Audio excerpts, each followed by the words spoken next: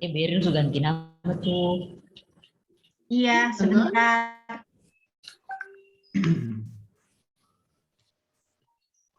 Enggak ada di sini. Berarti belum ada. Saya udah masuk, Mas. Namanya siapa? Reva. Iya, tunggu cek dulu. Oh, di bawah. Oh iya ada. Oke.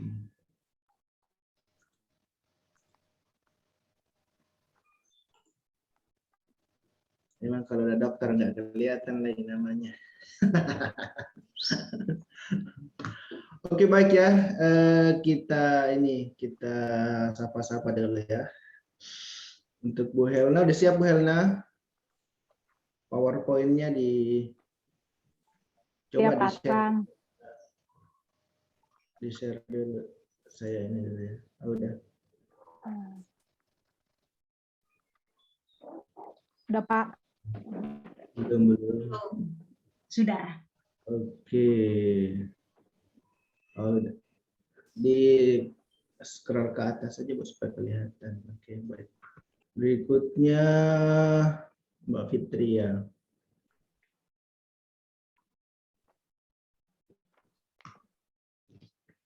Udah terlihat ya Mas? Coba dulu. Terlihat, Mbak. Iya. Mantap ini. Oke. Iya. Di stop aja dulu.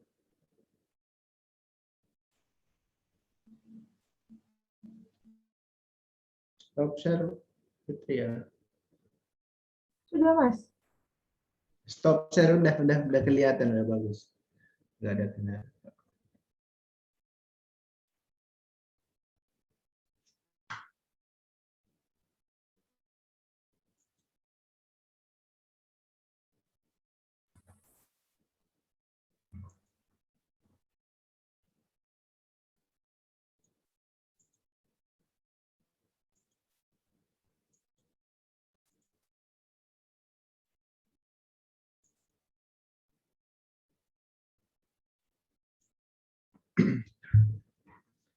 Baik. Reva coba di-share.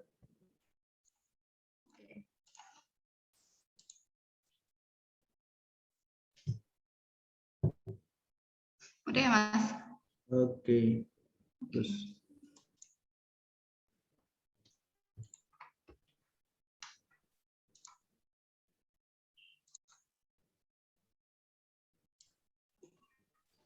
Sesuai bayanganku, Mbak Rev. Kenapa Bu Ririn? Salem.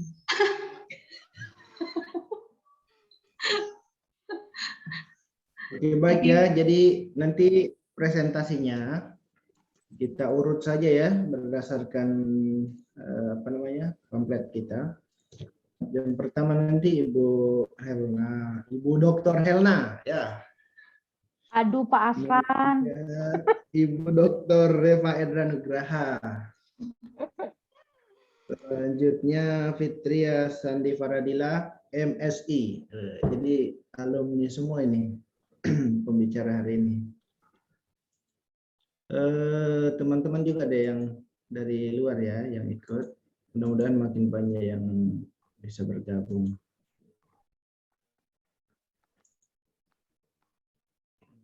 Oke, kita tunggu sampai 9.10 ya. Ini masih sedikit sekali.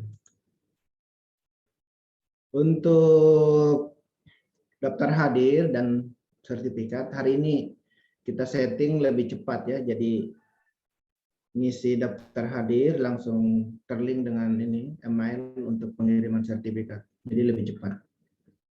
Tapi nanti di akhir acara kemudian baru di-share linknya.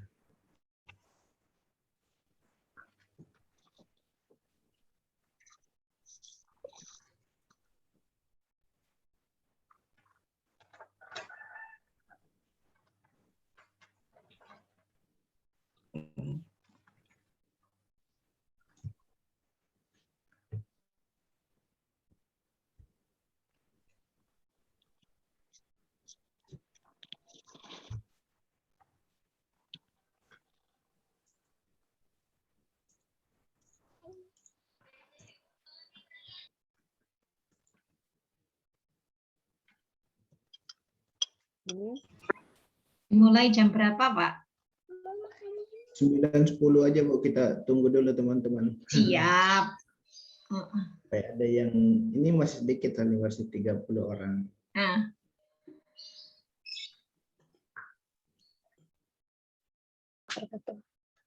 Alhamdulillah pada pagi ini kembali lagi kita bertemu di acara yang sama, yaitu Seminar Penelitian Mahasiswa series ke-6 ya.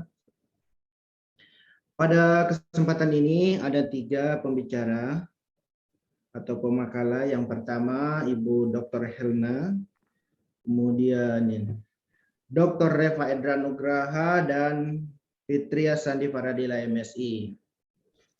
3 pembicara ini akan memaparkan 3 topik yang berbeda. Tapi intinya semua material ya. Dan urutan presentasi sesuai dengan template kita. Yang pertama saya berikan kesempatan kepada Ibu Helna, kemudian Reva dan Fitria. Maksimal yang mau presentasi 15 menit, monggo. Kurang dari itu silakan juga ya, maksimal 10 sampai 15 menit. Oleh karena itu, karena waktu kita sudah 9.10, sambil menunggu peserta yang lain untuk gabung, saya persilahkan ke Ibu Dr. Helna untuk memaparkan presentasi sebagai presenter pertama. Kepada Ibu Helna, saya persilahkan. Terima kasih Pak Asran, izin share materi saya. Di-share dulu.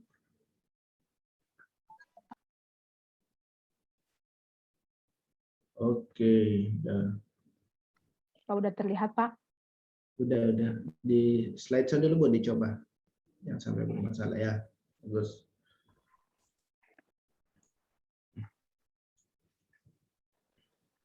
Oke, dimulai aja Bu ya. Iya. Assalamualaikum warahmatullahi wabarakatuh dan salam sejahtera bagi kita semua. Selamat pagi dan selamat siang bagi Bapak Ibu dan rekan-rekan mahasiswa mungkin yang dari Indonesia Timur. Selamat siang sekali lagi. Terima kasih atas kesempatan yang diberikan kepada saya. Perkenalkan, saya Helna Tehubiulu. Saya akan mempresentasikan hasil penelitian saya dengan judul Utilization of red mud waste into mesoporous ZSM5 for methylene blue absorption desorption studies.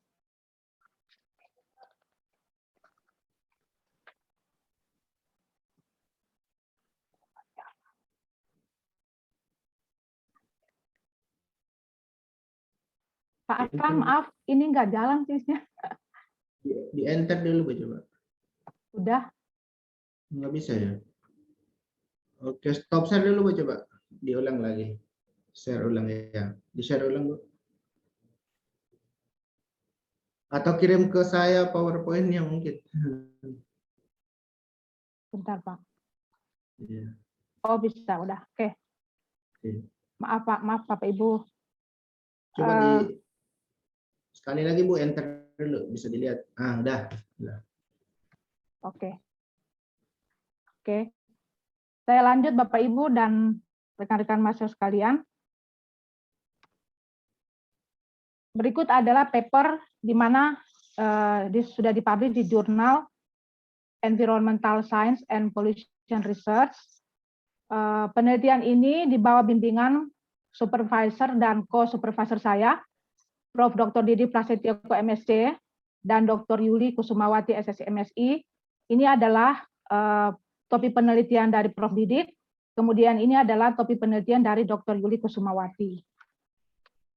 Outline dari presentasi saya pagi ini terdiri dari introduction, experimental, result and discussion, dan conclusion. Penggunaan pewarna sintesis dalam industri yang tidak tepat menimbulkan dampak buruk, terutama dalam pencemaran air, dan dapat menimbulkan sel kanker pada manusia. Metilen biru telah banyak digunakan dalam industri tekstil sebagai zat pewarna. Metilen biru apabila dalam dosis tinggi terdapat dalam tubuh manusia akan menyebabkan akumulasi dan dimerisasi dalam sel. Pembuangan limbah satwa industri telah dilakukan dalam berbagai atau beberapa proses, diantaranya proses fisika, contohnya absorpsi dan filtrasi, kemudian pemurnian kimia, contohnya adalah fotokatalitik, oksidasi kimia, dan degradasi biologi. Absorpsi telah banyak digunakan dalam pengurangan limbah satwarna, karena kita tahu bersama bahwa biayanya murah, desainnya sederhana, mudah dilakukan, dan tidak sensitif terhadap zat beracun.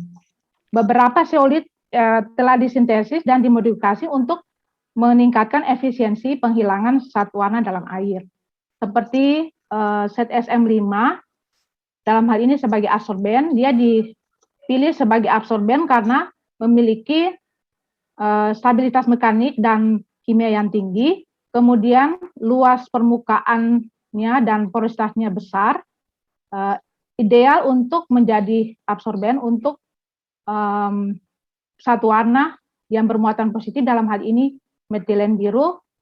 Namun untuk ZSM5 ini secara konvensional dia memiliki mikropori kecil sehingga membatasi difusi molekul Mb yang besar dan akan menghasilkan kapasitas absorpsi yang buruk. Red mud di sini adalah limbah industri dari pengolahan bauksit untuk menghasilkan alumina. Dia memiliki konsentrasi senyawa yang tinggi, antaranya Fe2O3, Al2O3, dan SiO2. Nah, sangat cocok untuk sintesis ZSM5. Di dalam penelitian ini, ZSM5 mesopori yang dihasilkan disintesis dari red mud. Nah, red mud ini adalah bahan baku limbah yang diambil dari Pulau Bintan, Kepulauan Riau. Kemudian ZSM5 mesopori ini dipelajari absorpsi desorpsi dari metilen biru. Kemudian eksperimental dalam penelitian ini terbagi atas 3. Yang pertama, sintesis ZSM5 mesopori. Yang kedua adalah karakterisasi dengan menggunakan XRD, FTIR, SCM, HRDM, dan absorpsi desorpsi nitrogen. Tahap ketiga, melihat proses absorpsi dan desorpsi, di mana melihat pengaruh dosis absorben, waktu, konsentrasi, dan suhu. Untuk tahap-tahap sintesis ZSM5 mesopori terlihat di sini. Yang pertama, preparasi red mud. Nah, red mud itu sendiri dia berbentuk gumpalan. Gumpalan red mud ini kemudian dikeringkan pada suhu 105 derajat Celcius selama 24 jam. Kemudian dihaluskan atau dihancurkan dengan mortar. Hasil penghalusan dengan mortar ini disaring dengan ayakan ukuran 325 mesh. Setelah itu dikeringkan lagi pada suhu 105 derajat Celcius selama 24 jam. Untuk reaksi alkali fusi, red mud hasil pengeringan tadi dicampur dengan NaOH dengan perbandingan 1:1. Setelah itu diletakkan atau dimasukkan ke dalam crucible stainless steel. Campuran ini kemudian dimasukkan ke dalam furnace muffle dan dilakukan reaksi fusi pada suhu 450 derajat Celcius selama 2 jam. Setelah itu, tahap yang berikut adalah pembuatan FAF. FAF ini adalah filtrat alkali fusi atau padatan hasil pengeringan filtrat alkali fusi. Hasil dari reaksi fusi ini kemudian ditambahkan aqua demineral. Setelah itu campurannya itu dikocok selama 24 jam pada suhu ruang. Larutan ini kemudian disaring dan dikeringkan pada suhu 105 derajat Celcius selama 24 jam.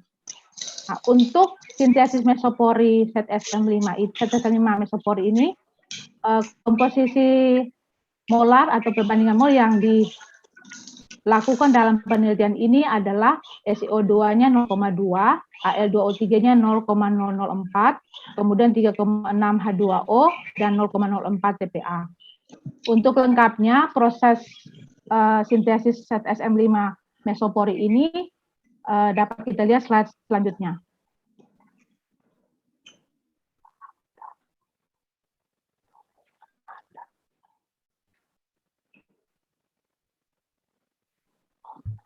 Oke, hasil aja Bu langsung. Langsung aja ya Pak. Oke, untuk hasil analisa dari XRD terlihat di sini di gambar ada hasil karakterisasi dari XRD red mat, filtret alkali fusi, dan sampel ZSM5 6, 9, 24 jam.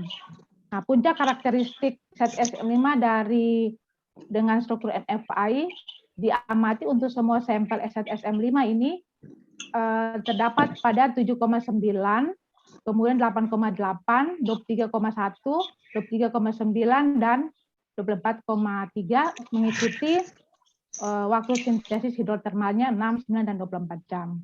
Intensitas puncak XRD meningkat dengan meningkatnya waktu kristalisasi. Kemudian untuk analisa FTIR dalam penelitian ini terlihat bahwa setelah perlakuan basa, puncak fase FeO ini hilang. Adanya puncak baru yang terlihat di sini pada bilangan gelombang 870 dan 1420 cm-1. Ini menunjukkan adanya natrium aluminat dan natrium silikat. Kemudian untuk semua sampel mempunyai puncak yang sama, yaitu 450, 550, 798, 1087, dan 1226. Menunjukkan bahwa ini merupakan puncak karakteristik dari ZSM5. Kemudian adsorpsi desorpsi nitrogen. Di sini isoterm adsorpsi desorpsi nitrogen dari semua sampel ZSM5 menunjukkan isoterm tipe 1 dan tipe 4. Kemudian ZSM5 6 jam menunjukkan luas permukaan dan volume mesoporinya yang lebih tinggi. Untuk gambar B dan C ini adalah diameter pori dari sampel yang ada. Garis pulus-pulus ini menunjukkan pemisahan antara pori mikro dan pori meso. Kemudian hasil SEM atau scanning elektron mikroskopi terlihat di sini untuk ZSM5 6 jam, 9, dan 24 jam. Gambar SEM ini menunjukkan ketiga sampel ini mikrokristalnya ini berbentuk kubus. Kemudian untuk rata-rata ukuran partikel untuk masing-masing sampel, untuk yang 6 2,1 mikrometer, 3,52 untuk 9 jam, dan 2,68 untuk 24 jam. Kemudian hasil analisa HRTM, ini analisa HRTM ini menunjukkan pembentukan mesopori. Kemudian adanya pori-pori intrapartikel di sini yang muncul di area yang lebih terang pada bidang gelap. Ini daerahnya. Kemudian untuk proses absorpsi dan desorpsinya, yang pertama kita melihat pengaruh dosis dari adsorben. Nah, absorpsi MB ini dilakukan dengan menggunakan red mat, ZSM5 6 jam, 9 jam, dan 24 jam. Untuk menunjukkan pengaruh mesoporositas terhadap efisiensi absorpsi MB. Nah, untuk dosis yang digunakan 2,5, 5, 10, dan 15. Nah, pada jumlah absorben yang rendah, ZSM5 6 jam ini dengan luas permukaan dan volume mesopori yang tinggi, ini meningkatkan absorpsi dengan menyediakan sejumlah besar situs aktif yang dapat diakses untuk absorpsi MB. Kemudian untuk pengaruh waktu dan konsentrasi metilen biru, konsentrasi MB yang digunakan dalam penelitian ini adalah 20, 25, 30, 35 mg per liter. Nah, dari hasil penelitian terlihat bahwa absorpsinya cepat terjadi ketika menggunakan 20 mg per liter larutan MB, mencapai kesetimbangan dalam waktu 5 menit. Ini dalam waktu 5 menit ke dalam proses absorpsi. Kemudian peningkatan konsentrasi MB secara signifikan meningkatkan kapasitas absorpsi dari waktu kesetimbangan hingga 30 menit. Jadi ini pada saat dia mengalami kesetimbangan. Kemudian pengaruh suhu di sini, suhu yang digunakan dalam penelitian ini adalah 30, 40, dan 50 derajat Celcius. Bahwa efisiensi absorpsi MB menurun dengan meningkatnya suhu absorpsi. Kemudian absorpsi pada suhu tinggi meningkatkan kapasitas absorpsi karena peningkatan interaksi elektrostatik antara MB dan ZSM5. Selanjutnya, studi desorpsi yang dilakukan dalam penelitian ini untuk agen desorbingnya ini menggunakan metanol, asetonitril, aseton, 1-butanol, dan HCl. Hasil penelitian menunjukkan bahwa HCl menunjukkan efisiensi desorpsi yang lebih baik dibandingkan dengan agen desorpsi yang lain. Karena dia punya kemampuan untuk meningkatkan tolakan elektrostatik antara MB dan ZSM5.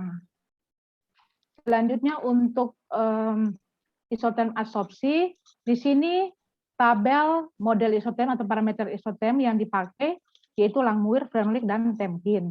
Nah, untuk absorpsi MB pada SM5 mesopori, hasil ini mengikuti model isoterm Langmuir dengan kapasitas absorpsi maksimumnya 270 mg per gram. Kemudian absorpsi MB pada ZS5 ini, absorpsi MB pada permukaan ZSM5 itu melibatkan absorpsi lapisan tunggal atau monolayer. Kemudian untuk absorpsi kinetik, dalam penelitian ini mengikuti model kinetika orde 2 semu. Kemudian untuk absorpsi atau termodinamika absorpsi ini terlihat pada tabel delta G yang diperoleh adalah negatif, delta H-nya positif, dan delta S-nya positif. Nah, nilai delta G ini menunjukkan proses spontan yang terjadi antara absorpsi MB dengan ZSM5 6 jam. Kemudian absorpsi MB pada ZSM 6 jam ini merupakan reaksi endotermik. Kesimpulan yang diperoleh dari penelitian ini, yang pertama, ZSM5 mesopori berhasil disintesis menggunakan limbah industri bauksit yaitu redmat sebagai absorben untuk menghilangkan MB dalam air. Kemudian redmat dengan perlakuan basa alkali fusi bertujuan untuk menghilangkan besi oksida sebelum sintesis zeolit. Yang ketiga, ZSM5 mesopori dengan luas permukaan dan volume mesopori yang tinggi itu diperoleh pada waktu kristalisasi 6 jam. Yang keempat, analisis kinetik dan termodinamika menunjukkan bahwa MB terabsorpsi pada ZSM5 mesopori melalui interaksi fisik. Dan yang terakhir, efisiensi desorpsi tertinggi ditunjukkan ketika menggunakan HCl karena kemampuannya untuk mengurangi interaksi ikatan hidrogen antara MB dan ZSM5. Demikian presentasi saya. Atas perhatiannya saya ucapkan terima kasih. Waktu saya kembalikan kepada Pak Asran selaku moderator. Terima kasih.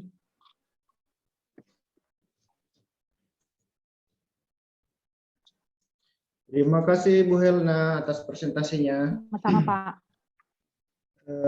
Teman-teman yang ingin mengajukan pertanyaan, jadi dicatat dulu ya setelah 3 presenter kita menyelesaikan presentasi, kemudian sesi pertanyaan, tanya jawab, kemudian bisa dibuka. Oke, setelah Bu Helna, kita lanjut ke presenter kedua, yaitu Dr. Revaida Nugraha.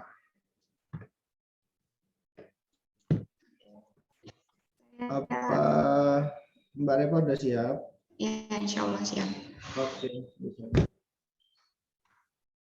Saya share screen ya, Mas.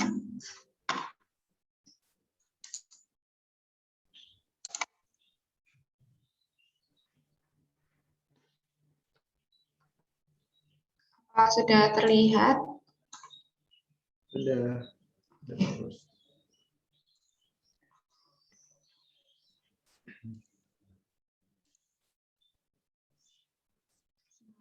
Assalamualaikum warahmatullahi wabarakatuh. Sebelumnya terima kasih atas kesempatan dan juga waktu yang telah diberikan kepada saya. Di sini saya akan menyampaikan sedikit mengenai hasil penelitian saya. Ini perkenalkan, nama saya Revaida Nugraha dari Departemen Kimia, Fakultas Sains dan Data Analitik Institut Teknologi 10 November. Kemudian untuk hasil penelitian saya sudah dipublikasi pada RSC Advance yang berjudul Lewis Acid Nickel LMCM41 Catalyst for Hydrogen Free Deoxygenation of Rheotylis Trisperma Oil to Biofuels. Kemudian untuk table of contents, yang pertama saya menjelaskan mengenai introduction, kemudian eksperimental yang meliputi sintesis katalis dan juga aktivitas katalitik pada reaksi deoksigenasi, kemudian result and discussion, dan yang terakhir adalah conclusion. Untuk latar belakang dari penelitian saya, seperti kita ketahui bahwa dari tahun ke tahun ini jumlah kebutuhan energi itu semakin meningkat, di mana energi yang digunakan ini dibagi menjadi dua, yakni non-renewable energy resources dan juga renewable energy resources, di mana sumber energi utama yang digunakan saat ini adalah sumber energi tidak terbarukan, seperti contohnya adalah bahan bakar fosil dan juga batu bara. Kemudian penggunaan sumber energi ini yang terus-menerus tentu saja akan menyebabkan terjadinya kelangkaan dan juga persediaannya semakin menipis. Nah, hal ini yang menyebabkan para peneliti kemudian mengembangkan sumber energi yang terbarukan. Berikut beberapa contoh dari sumber energi terbarukan, seperti misalnya adalah hydropower, kemudian energi yang berasal dari angin, solar energi, biomas, geothermal energi, ocean energy, dan juga energi yang berasal dari hidrogen, seperti contohnya adalah fuel cell.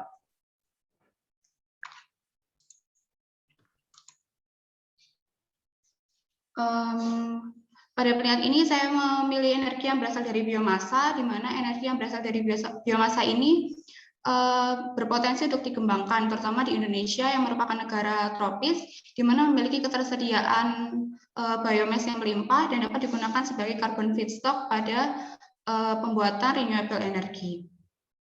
Salah satu contoh biomass yang banyak digunakan adalah minyak nabati. Contohnya adalah minyak non-edible oil seperti minyak jatropha, waste cooking oil, palm fatty acid, dan juga majoba oil, kalofilum, karanja, dan juga Rheotylis trisperma oil. Rheotylis trisperma oil atau biasa juga minyak kemiri Sunan ini merupakan suatu tumbuhan yang banyak ditemukan di Filipina, Indonesia, Malaysia, India, dan juga Cina, di mana tumbuhan ini dapat tumbuh hingga mencapai 10-15 meter tingginya, dan juga seednya ini memiliki kandungan minyak yang mencapai 52%. Sebelumnya minyak kemiri Sunan ini banyak digunakan sebagai feedstock pada pembuatan biodiesel. Tapi biodiesel ini masih memiliki oksigen konten yang tinggi, serta hasil transesterifikasinya ini mudah mengalami oksidasi, serta memiliki stabilitas dan juga heating value yang rendah. Kemudian biodiesel ini dikembangkan menjadi green diesel, di mana green diesel ini memiliki properties yang lebih baik dibandingkan biodiesel, di mana stabilitasnya ini baik, kemudian kandungan sulfurnya rendah, memiliki second number yang tinggi, serta heating value-nya yang lebih tinggi dibandingkan biodiesel. Reaksi yang digunakan pada pembuatan green diesel ini dapat melalui beberapa mekanisme, seperti contohnya adalah dekarboksilasi, dekarbonilasi, hidrogenolisis, dan juga hidrodeoksigenasi. Pada penelitian saya ini menggunakan mekanisme reaksi dekarboksilasi dan juga dekarbonilasi, di mana tanpa menggunakan tambahan hidrogen, sehingga pada kondisinya ini hidrogen free atmosfer dan juga tanpa menggunakan pelarut. Selanjutnya, hal yang penting pada pembuatan green diesel, yakni pemilihan katalis, di mana pemilihan katalis yang memiliki struktur mesopori ini memiliki potensi yang besar. Seperti contohnya adalah SPA15, LMCM, mesoporosilika, mesoporous TO2, silika alumina, dan juga zeolit hierarki. Kemudian berdasarkan hasil penelitian pada sebelumnya, di mana digunakan LMCM41 dan juga ZSM5. LMCM41 ini memiliki aktivitas katalitik yang lebih baik dibandingkan ZSM5 dikarenakan adanya pori heksagonal yang teratur dari LMCM41 sehingga akan mengarahkan terbentuknya hidrokarbonate panjang yakni C11 dan juga C18 hingga C18. Selanjutnya modifikasi katalis dengan penambahan logam ini juga banyak dikembangkan di mana adanya penambahan logam aktif seperti misalnya nikel ini akan meningkatkan aktivitas katalitik, akan meningkatkan situs aktif sehingga akan meningkatkan aktivitas katalitiknya pada reaksi deoksigenasi. Kemudian untuk eksperimentalnya, yakni meliputi sintesis katalis, di mana sintesis katalis ini menggunakan rasio molar 10 Na2O, 100 SiO2, 2L23 dan 1800 H2O, kemudian menggunakan rasio SiO2 CTABR, di mana CTABR ini merupakan template mesoporinya dengan rasio 3,85. Katalis LMCM41 ini disintesis dengan metode hidrotermal, yakni pada temperatur 80 derajat selama 12 jam, kemudian pada 150 derajat selama 24 jam. Kemudian untuk impregnasi logam Ni ini dilakukan dengan metode wetness impregnation, di mana jumlah Ni yang diembankan adalah 5-20% nikel. Kemudian untuk reaksi deoksigenasinya ini menggunakan sistem semi batch, di mana digunakan 3% katalis dan juga feedstock yang digunakan adalah 10 gram, yakni minyak kemiri sunai yang digunakan di 10 gram, kemudian digunakan atmosfer inert dan dilakukan reaksi selama 4 jam pada suhu 350 derajat. Kemudian liquid product yang diperoleh dianalisis menggunakan GCMS dan juga FTIR. Kemudian untuk result and discussion-nya, yang pertama untuk karakterisasi katalisnya, di mana katalis yang telah disintesis ini dikarakterisasi menggunakan ekstrusi sudut panjang dan juga ekstrusi sudut pendek. Kemudian pada ekstrusi sudut panjang ini diperoleh puncak yang melebar, yakni pada 2 theta 15-30 derajat, yang merupakan karakteristik dari fase Arnold LMCM41. Kemudian adanya pengembangan logam Ni ini akan memberikan puncak pada 2 theta sekitar 37, 43, dan juga 62,79 yang merupakan puncak difraksi dari logam NiO. Selanjutnya, analisis menggunakan ekstrusi sudut pendek ini dapat diketahui bahwa adanya pengembangan logam Ni ini akan menurunkan intensitas puncak pada 2 theta 2,46 dan juga akan menghilangkan puncak pada 2 theta 4,08 dan juga 4,73. Adanya penurunan intensitas ini mengindikasikan bahwa impregnasi NiO ini akan mengurangi regularitas dari mesopori dari LMCM41. Selanjutnya adalah analisis menggunakan nitrogen absorpsi desorpsi, di mana berdasarkan hasil penelitian ini diperoleh bahwa katalis LMCM41 dan juga nikel LMCM41 memiliki tipe 4 isoterum, di mana merupakan karakteristik dari material mesopori. Selanjutnya, adanya pengembangan logam nikel ini akan menurunkan luas permukaan dari LMCM41. Selain itu, adanya pengembangan logam Ni ini juga akan menurunkan volume pori serta diameter mesopori yang terbentuk. Hal ini dikarenakan adanya impregnasi logam ini akan menyebabkan terjadinya deposisi pada pori LMCM41 yang akan menurunkan luas permukaan dan juga volume pori LMCM41. Kemudian analisis keasaman ini menggunakan FTIR pyridin, di mana adanya penambahan jumlah logam Ni ini akan menurunkan jumlah situs asam bronset serta meningkatkan jumlah situs asam Lewis, di mana pengembangan logam Ni ini akan menyebabkan terjadinya ion exchange proton pada LMCM41 sehingga akan meningkatkan jumlah situs asam Lewisnya. Selanjutnya analisis menggunakan VSEM, di mana pada yang A ini 5% LMCM41 diperoleh bentuk seperti spherical, dan juga untuk EDX-nya diperoleh partikel Ni dengan jarak yang cukup lebar. Sedangkan pada peningkatan jumlah nikel ini akan menyebabkan terjadinya aglomerasi pada AlMcn41 serta jarak antar partikel NiO ini akan semakin menyempit. Selanjutnya, karakterisasi menggunakan HRTM ini menunjukkan adanya partikel NiO sekitar 3 nanometer yang mengindikasikan bahwa NiO yang terimpregnasi ini berada pada pori AlMcn41. Selain itu, ditemukan juga ada NiO dengan ukuran yang cukup besar, yakni sekitar 23 dan juga 29 nanometer, yang mengindikasikan adanya nikel yang terdeposit pada permukaan eksternal katalis. Selanjutnya, untuk aktivitas katalitiknya, yakni pada reaksi deoksigenasi minyak kemiri Sunan pada 350 derajat Celcius selama 4 jam.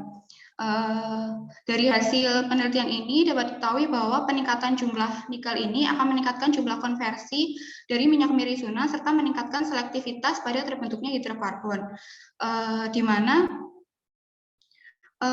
adanya peningkatan aktivitas ini dipengaruhi dengan sifat dari katalisnya, di mana ada peningkatan jumlah situs asam yang akan mengarahkan pada reaksi deoksigenasi untuk terbentuknya hidrokarbon dengan rantai yang panjang seperti C11 sampai C18 yang merupakan ring dari diesel. Selanjutnya berikut merupakan komposisi dari karbon feedstock, yakni reatalis sperma oil yang dibandingkan dengan hasil analisis liquid product dari AlMcn41 dan juga 10% AlMcn41 yang merupakan katalis dengan nilai konversi yang paling tinggi. Jika dibandingkan antara AlMcn dan juga 10% Ni ini dapat dilihat bahwa jumlah carbon number pada AlMcn41 ini mengarah pada carbon number yang rendah, sedangkan pada 10% Ni ini akan mengarahkan terbentuknya hidrokarbon dengan rantai yang panjang atau mengarahkan pada terbentuknya diesel. Selain itu juga dilakukan tes reusabilitas untuk mengetahui stabilitas katalis, di mana dilakukan reaksi selama 4 kali dengan menggunakan katalis yang sama, di mana pada tes reusabilitas ini terjadi penurunan konversi yang awalnya 50% akan menurun menjadi 30%. Selain itu juga konten hidrokarbonnya ini akan semakin rendah. Hal ini dikarenakan pada setiap reaksi ini akan menyebabkan terjadinya deposisi coke yang akan menyebabkan terjadi deaktivasi katalis, sehingga akan menurunkan aktivitas katalitiknya pada reaksi deoksigenasi minyak kemiri Sunan. Kemudian untuk analisis terbentuknya coke, yang pertama dengan menggunakan TGA, di mana yang gambar A ini menunjukkan TGA dari fresh katalis, yakni sebelum digunakan untuk reaksi, yang menunjukkan bahwa hanya terdapat satu penurunan massa yang merupakan kontribusi dari penghilangan molekul air pada permukaan katalis. Sedangkan setelah digunakan reaksi ini, diperoleh 3 penurunan massa untuk katalis 10% Ni, yang merupakan massa pertama. Penurunan yang berwarna ini merupakan kontribusi dari soft coke, sedangkan pada suhu yang lebih tinggi ini merupakan hard coke yang merupakan kontribusi dari coke aromatik. Kemudian dibandingkan dengan katalis AlMcn41 ini hanya diperoleh hard coke saja. Hal ini sesuai dengan hasil analisis GCM pada sebelumnya, di mana AlMcn41 ini memiliki konten aromatik yang lebih tinggi dibandingkan dengan liquid product pada katalis 10% Ni. Selain itu, untuk analisis coke juga digunakan XRD sudut pendek dan juga FTIR, di mana pada XRD sudut pendek ini terjadi penurunan puncak pada 2θ sekitar 2,4 setelah digunakan untuk reaksi. Hal ini mengindikasikan bahwa adanya terbentuknya coke setelah reaksi, sehingga akan menutupi pori heksagonal dari AlMcn41. Selain itu, analisis FTIR ini juga diperoleh adanya tambahan puncak, yakni sekitar 3.000-an ini merupakan kontribusi dari soft coke dari hidrokarbon, sedangkan yang sekitar 1.300 ini merupakan kontribusi dari coke aromatik. Berikut merupakan tabel perbandingan antara hasil yang telah diperoleh pada penelitian saya dan juga pada penelitian yang telah dilakukan peneliti yang lain, di mana pada penelitian ini diperoleh konversi 68,53% dan juga selektivitas pada terbentuknya diesel yakni 98,6%. Kemudian yang terakhir adalah kesimpulan, di mana kesimpulan yang pertama adalah adanya penggunaan logam nikel ini akan meningkatkan aktivitas katalitik dari AlMCm41 sehingga diperoleh konversi yang lebih tinggi serta selektivitas yang lebih tinggi pada terbentuknya hidrokarbon rantai panjang atau pada ring diesel. Kemudian adanya impregnasi logam nikel oxide ini pada mesoporus AlMCm41 menunjukkan terjadinya kenaikan jumlah situs asam Lewis, tapi menurunkan intensitas atau jumlah situs asam broset. Kemudian yang ketiga adalah adanya peningkatan yield dari hidrokarbon rantai panjang yakni C11-18 yang optimum pada 10% loading. Kemudian adanya logam NiO ini akan meningkatkan aktivitas katalitik reaksi deoksigenasi RTO ini melalui mekanisme reaksi dekarboksilasi dan juga dekarbonilasi dikarenakan adanya peningkatan dari jumlah situs asam Lewis.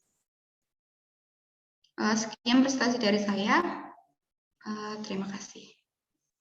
Saya kembalikan ke moderator. Oke, baik. Terima kasih atas presentasi dari Dr. Revaendra Nugraha ya. Jadi topik presentasi kali ini sangat menarik, mengkonversi asam lemak ya menjadi alkana melalui reaksi dekarbonilasi dan dekarboksilasi ya. Jadi adik-adik yang mungkin ada anak S1 yang gabung ya, jadi gugus karboksilatnya itu dihilangkan ya sehingga jadi alkana. Oke, baik. Berikutnya langsung saja kita beralih ke presenter ketiga, yaitu Fitria yang akan mempresentasikan tentang geopolimer. Berasal dari grup. Ketiga pemateri pada pagi ini berasal dari laboratorium yang sama ya, itu kimia material dan energi. Oke, Fitria, di-share. Slide dulu kita lihat. Sudah terlihat ya, Mas? Iya, di slide dulu. Oke, udah. Lanjut.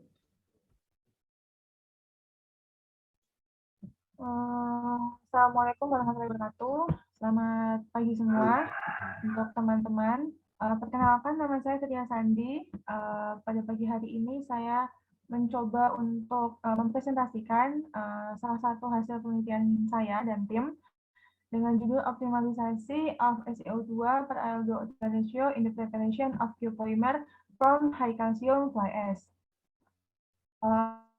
Penelitian ini dibawahi bimbingan oleh Prof. Hamzah Mansuri dan telah diseminarkan untuk ICAN-GATE pada tahun 2020.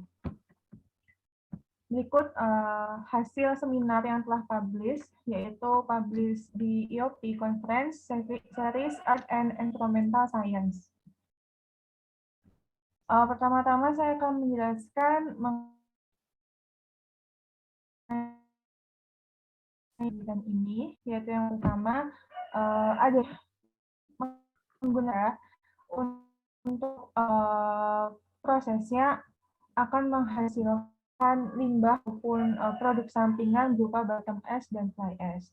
Dan apabila ditelisik lebih lanjut, ternyata fly ash ini lebih mendominasi dibanding bottom ash, yang mana fly ash ternyata memiliki sifat yang beracun dan berbahaya. Tetapi dalam kandungannya fly ash ini kaya akan kandungan silika dan alumina. Fly ash ini ternyata dibagi menjadi dua, memiliki dua tipe atau dua kelas. Yang pertama yaitu tipe F, yang mana tipe F ini terbentuk dari hasil atau sisa pembakaran batu bara yang jenisnya antrasit dan bituminus.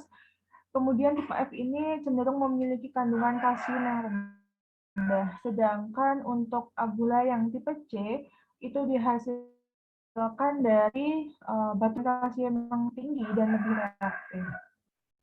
Di sini fly ash atau abu layang itu telah dipercayai dan digunakan untuk bahan dasar pembuatan geopolimer, yang mana geopolimer itu merupakan sebuah polimer yang terdiri dari jaringan aluminium silikat yang bahan dasarnya memiliki kandungan dominan silika dan alumina.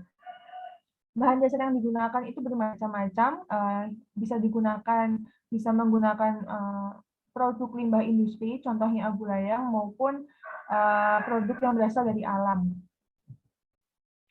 Dalam proses geopolimer ini terdapat proses yang dinamakan geopolimerisasi, yaitu pembentukan geopolimer dari ikatan SiOH-Al, kemudian keberadaan ion Na di sini berfungsi sebagai penyeimbang muatan. Dan terlihat bahwa memang rasio SiAl ini polimer. Di sini terlihat berikut merupakan tabel dari penelitian yang terdahulu yang telah melakukan variasi Si per Al. Ternyata dengan buat variasi Si Al ternyata mampu mempengaruhi kekuatan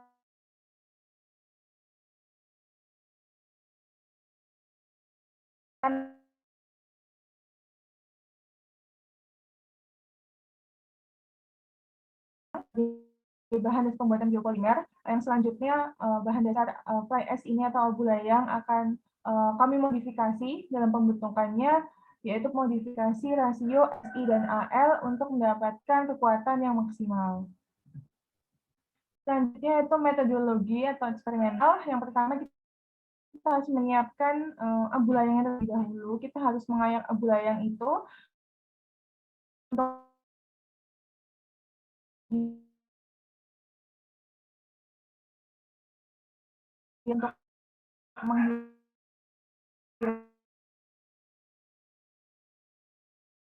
larutan pengapus basah yang dapat berfungsi sebagai binder, yaitu campuran dari larutan NaOH dan natrium silikat.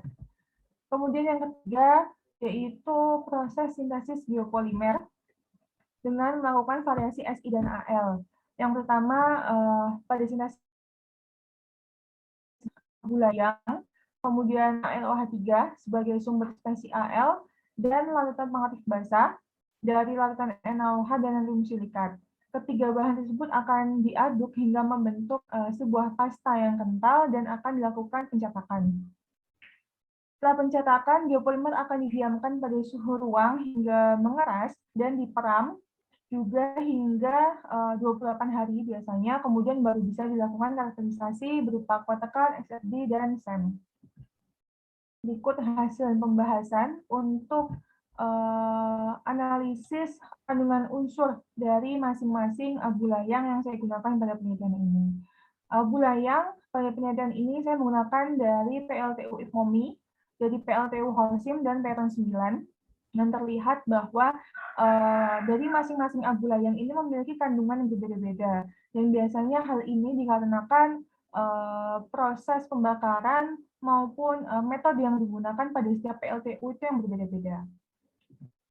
Kemudian terlihat bahwa selain Si dan Al, terdapat unsur lain yang dominan, yaitu CaO, kalsium, yang mana Ca ini dapat membantu pengerasan biopolimer itu lebih cepat, dikarenakan adanya proses hidrasi, yang mana akan membentuk jaringan biopolimer CSH atau kalsium silikat hidrat. Maka dari itu, mengapa abu layang ini disebut abu layang high kalsium atau abu layang memiliki kandungan kalsium yang tinggi, karena kan kandungan kalsiumnya itu lebih dari 10%. Selanjutnya untuk penentuan rasio SiAl pada sintesis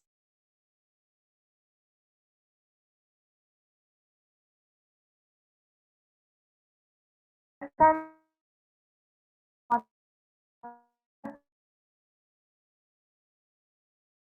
rasio SiAl tersebut dari hingga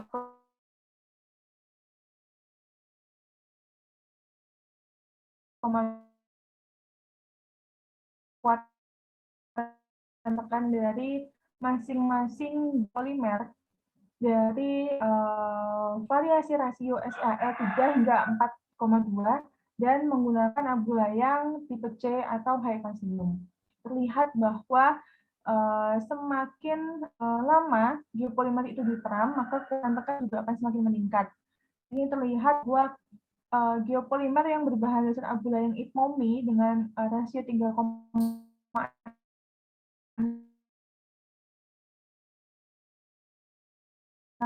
ini memiliki kekuatan yang paling tinggi, bahkan menyentuh hingga angka 70 liter pertama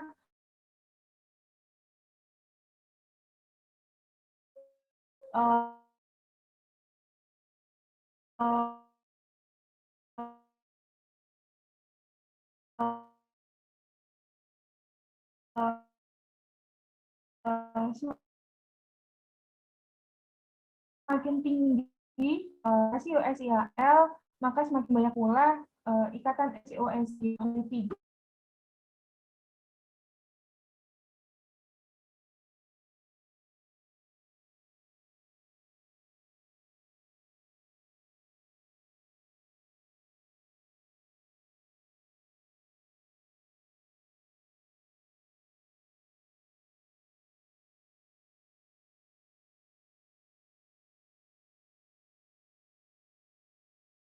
maaf, saya keluar Lagi, karena apa koneksinya dilanjutkan? kurang stabil, jadi saya lanjutkan. Nggak usah di slide show coba. Oh iya, ini aja ya. Nah, terlihat jelas ya. Ya. Diperbesar aja dikit ininya, ukuran slide-nya bagian bawah. Ya, benar.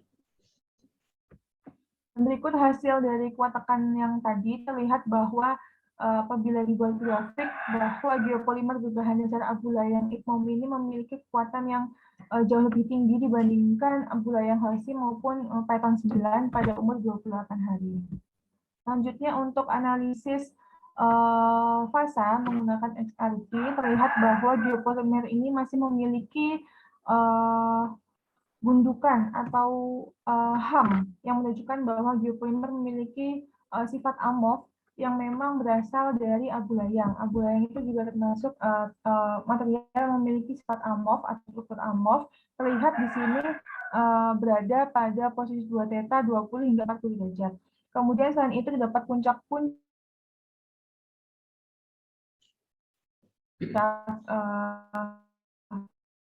yang mengindikasikan adanya kuarsa, mulit, dan dari kuarsa. Kemudian mulit yaitu puncak dari AL yang menandakan bahwa penambahan AL OH3 pada pembuatan geopolimer ini berlebih. Selanjutnya ini merupakan hasil analisis morfologi atau bentuk partikel dari abu layang. Terlihat bahwa abu layang ini memiliki bentuk yang spherical atau bulat seperti bola. Dari IPMOMI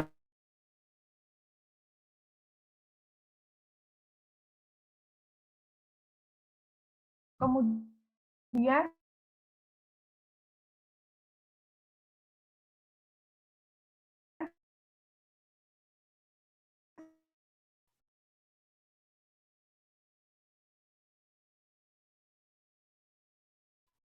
setelah disintesis membentuk geopolimer, tetapi masih memiliki beberapa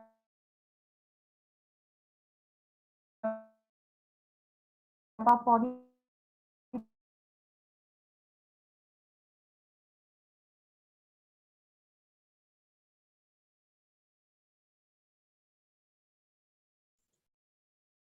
saya coba share lagi. Untuk yang geopolimer Holcim, ini cenderung memiliki poli-poli dikarenakan banyaknya udara yang terjebak selama proses geopolimerisasi. Selanjutnya untuk Python 9, ternyata pada permukaannya memiliki kristal berbentuk fiber atau serat berwarna putih. Itu menandakan bahwa terjadinya efflorescence atau karbonasi dari geopolimer dikarenakan tingginya kalsium yang kemudian akan berinteraksi dengan udara bebas membentuk kalsium karbonat. Dan efloresensi sendiri memiliki pengaruh yang negatif pada geopolimer yang mana akan menurunkan kekuatan dari geopolimer. Selanjutnya, untuk kesimpulan, berdasarkan hasil penelitian ini bahwa dari masing-masing abu layang yang saya gunakan sebagai 3,6 dengan kekuatan dari masing-masing itu 75, 50, dan 39 MPa. Kemudian dari XRD analisis pun telah menunjukkan bahwa geopolimer telah berhasil terbentuk dengan fasa yang amorf dengan puncak kuarsa, mulit maupun gipsit.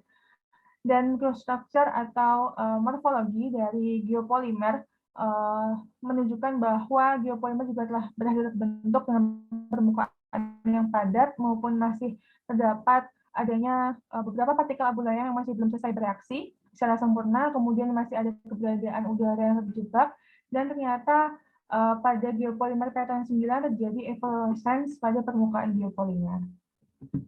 Sekian presentasi dari penelitian saya, kurang lebihnya saya mohon maaf. Wassalamualaikum warahmatullahi wabarakatuh. Waalaikumsalam. Saya kembalikan kepada moderator. Terima kasih Fitria atas presentasinya. Mungkin PowerPoint-nya sebentar di-share ke teman-teman di lab KME ya, siapa tahu ada yang bertanya. Mereka mau minta penjelasan. Oke, terima kasih. Ketiga pemateri kita telah menyelesaikan presentasi. Yang pertama tadi Ibu Dr. Helna tentang sintesis ZSM5 dari red mud limbah bauksit ya. Kemudian diaplikasikan untuk adsorpsi methylene blue, kemudian dipelajari mekanisme dan kinetikanya.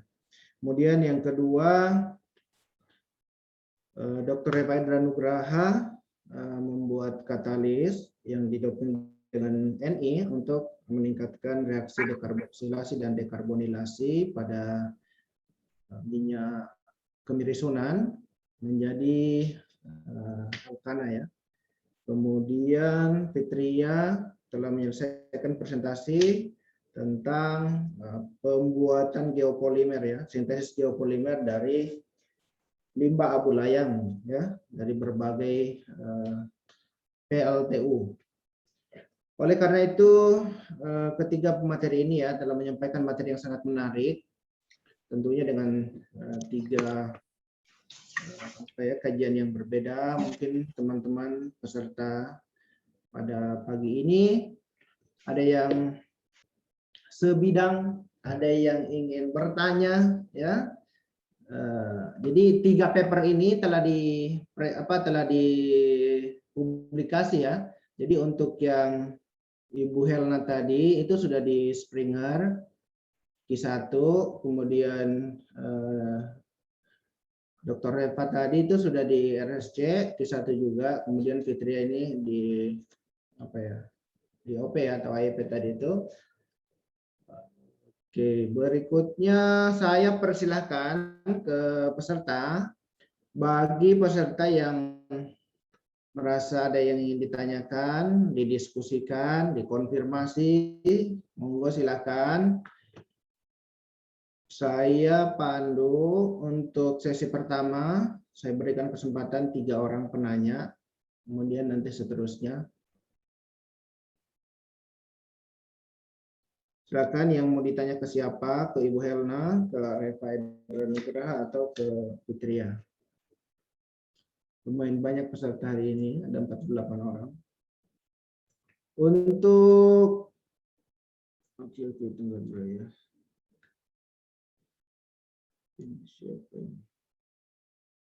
Oke, ada pertanyaan dari Gabriel Lempang. Selamat pagi, saya ingin bertanya ke Ibu Helna. Berdasarkan riset yang Ibu lakukan untuk sintesis ZSM5, kendala apa? Dan riset Ibu S3 sepenuhnya merupakan riset Ibu secara keseluruhan atau seperti apa? Oke ya, sambil nunggu teman-teman yang ingin mengajukan pertanyaan, saya silakan ke Ibu Helna untuk menjawab pertanyaan dari Gabriel Lempang ini.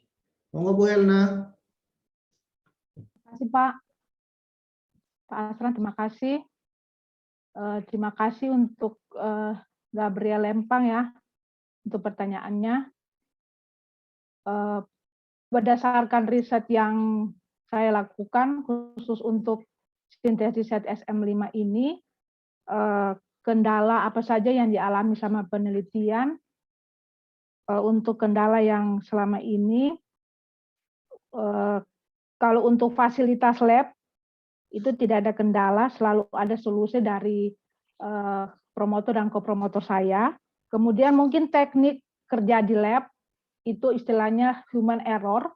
Jadi hal-hal yang pernah saya alami itu kendalanya itu saya pernah mensintesis ZSM5 ini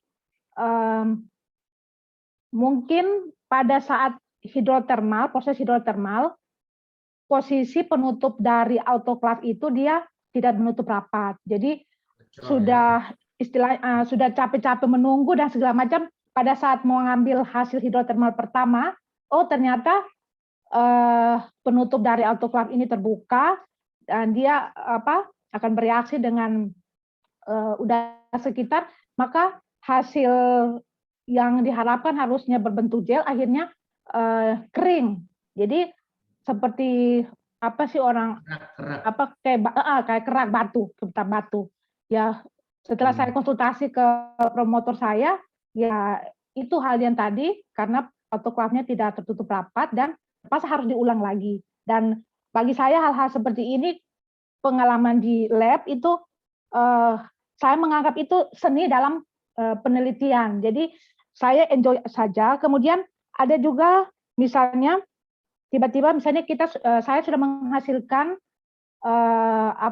filtrat alkali fusi kan itu dalam pemanasan sampai dia berbentuk padat. Nah, itu kadang tidak bisa dalam 24 jam, kan bisa berhari-hari, malah sampai 5 sampai malah 1 minggu. Jadi kadang ditunggu sampai kering. Nah, selama menunggu itu kadang ada yang mati lampu, jadi ada hal-hal teknis yang mengganggu, itu mungkin bagi saya itu kendala. Nah, lalu kemudian pernah ada juga suatu istilahnya eksiden atau mungkin kesalahan saya juga. Jadi pada waktu itu hasil alkali fusi ini saya taruh di botol polipropilen. Lalu saya meminta tolong teman untuk tolong lihat. Padahal tolong lihat dan diambil pada saat tertentu. Nah, pada saat itu ada dalam lab ini kan kita memakai oven. Oven ini kan banyak sekali menggunakannya. Jadi ada yang tiba-tiba menggunakan suhu misalnya 100, ayo turunin 100. Kalau 150, ayo naikin ya. Pada saat itu botol propilen saya itu ada di dalam oven tersebut. Ya udah, akhirnya pas ke lab, tahu-taunya botol propilennya itu udah meleleh. Mungkin itu beberapa kendala yang mungkin sendiri yang mengalami istilahnya seperti modulasi human error. Jadi hal-hal seperti itu. Lalu kemudian Gabriel, ini riset saya masih sebagian. Jadi untuk riset untuk paper yang ini saya melihat menguji aktivitas dari ZSM5 ini sebagai absorben untuk menghilangkan zat warna yaitu etilen biru. Nah, untuk keseluruhan dari riset saya ini, aplikasi yang kedua ini saya menguji aktivitas dari ZSM5 yang saya peroleh, saya dikompositkan dengan ZNO melalui proses impregnasi. Nah, dari hasil impregnasi ini, kemudian saya mengujinya dengan sebagai fotokatalis untuk menghilangkan zat warna metilen biru dalam air. Mungkin seperti itu penjelasan saya. Makasih. Jadi topik Bu Helna itu ada apa yang dikaji itu ada 2 ya, adsorpsi sama yang fotokatalitik ya. Iya Pak Asran. Oke, jadi begitu ya penjelasan dari Bu Helna untuk Gabriel. Untuk kendala-kendala tadi sudah disampaikan, kemudian topiknya ini yang dipublish baru separuh, kemudian separuhnya sedang proses penyusunan draft juga ya. Oke, mudah-mudahan bisa gabung di ITS juga nih Gabriel, Bu. Iya, ini semoga ini harapannya Pak. Oke, mantap. Berikutnya ada yang bertanya ke Dr. Reva tentang yang tadi ini, bagaimana Ya, bagaimana menjaga kestabilan konversi dari ALMCM41 untuk meminimalisir terbentuknya kok pada polyhexagonal katalis? Oke, langsung dijawab aja.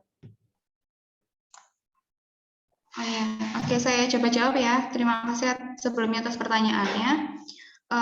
Jadi untuk uji stabilitas katalis atau reusabilitasnya ini saya langsung menggunakan untuk reaksi selanjutnya. Jadi misal setelah habis reaksi, katalisnya disaring, kemudian dicuci dengan heksan, kemudian dilanjutkan lagi untuk reaksi. Nah, tentu hal ini akan menyebabkan terjadinya terbentuk kok.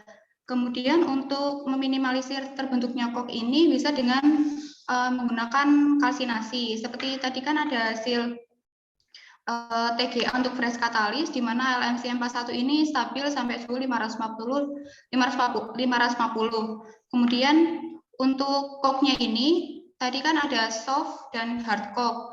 Kalau soft ini hilang pada suhu 400, sedangkan untuk yang hard coke ini hilang pada suhu sekitar 550. Sehingga ketika nanti dilakukan proses kalsinasi, koknya itu akan hilang sehingga akan menjadi seperti fresh katalis lagi.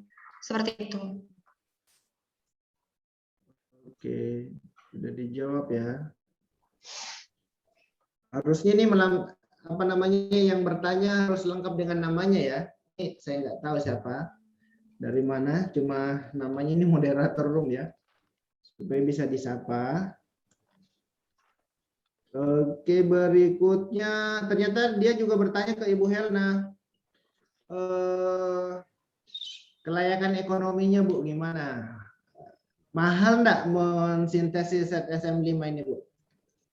Oh iya Pak. Kira-kira sekali sintesis biasanya apa namanya resep Ibu biasanya itu kalau sekali mensintesis dapat berapa gram gitu? Bisa nggak satu kali mensintesis dapat 10 kilo misalnya kayak gitu Bu? Oh iya, baik Pak Asran. Ini moderator room ya, nggak ada nama ya Pak ya? Iya. Ya, terima kasih.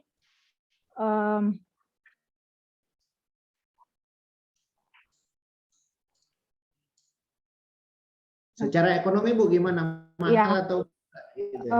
pengalaman sintesis ZSM5 ini yang saya lakukan selama ini dari bahan-bahan yang digunakan dan jumlah bahan-bahan yang digunakan dalam sintesis ZSM5 ini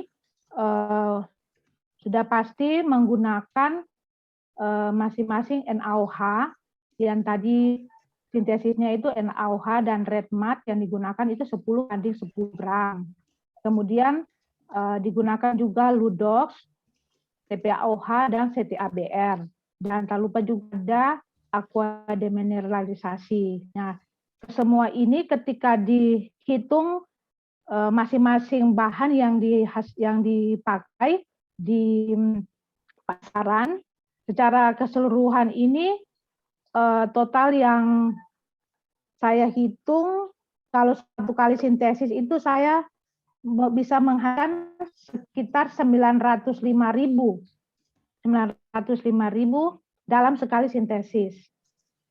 Nah, untuk sekali sintesis itu dengan 10 gram red mud bisa saya dapatkan atau teman-teman setim riset di lab itu rata-rata kita memperoleh, kalau saya sendiri biasanya itu memperoleh sekitar 18 sampai 19 gram sekali sintesis. Nah, kira-kira seperti itu jawaban saya Pak Asran. Kalau misalnya mau buat kuantitasnya besar gimana Bu caranya?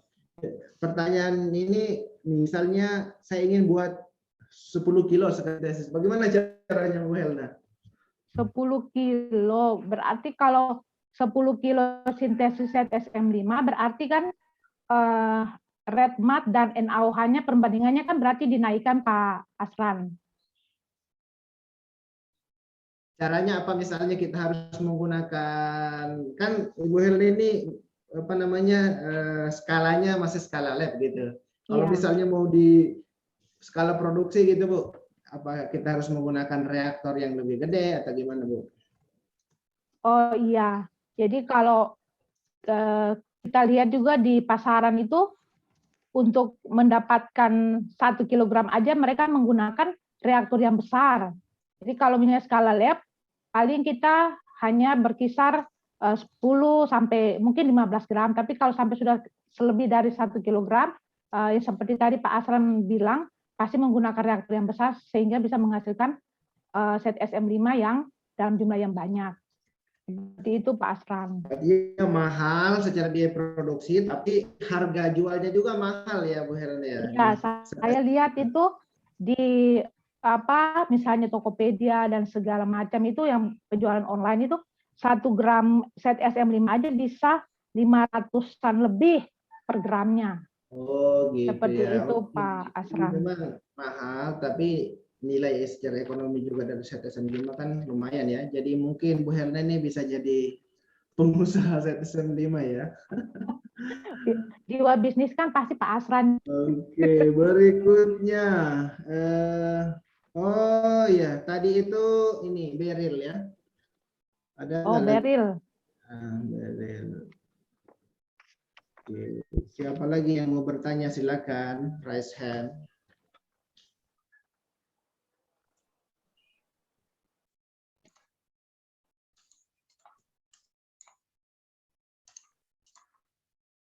Ini kan banyak ini teman-teman, ada 49 orang. Yang mau bertanya, mau langsung, mau diketik atau mau oral langsung silakan.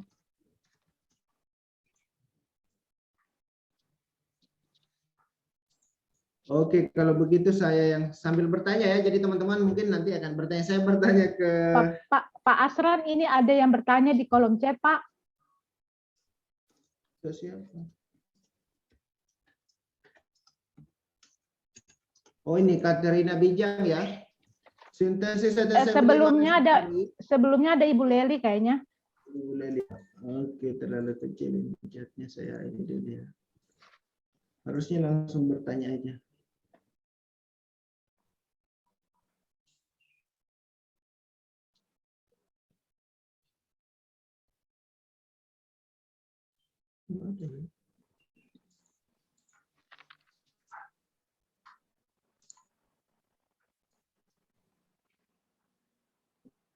Saya enggak dapat ya Bu Leli. Moderator, kemudian Katerina Bijang. Beril, enggak ada, saya enggak dapat ya. Apa saya baca Pak Asran? Iya, oke, monggo langsung aja. Ya, ini pertanyaan dari Ibu Leli. Ingin menanyakan sedikit untuk absorpsi kinetik, yaitu model orde 2 semu. Mohon dijelaskan. Oh iya. Orde 2 semu, saya izin share slide saya Pak Asran. Oke, silakan Bu.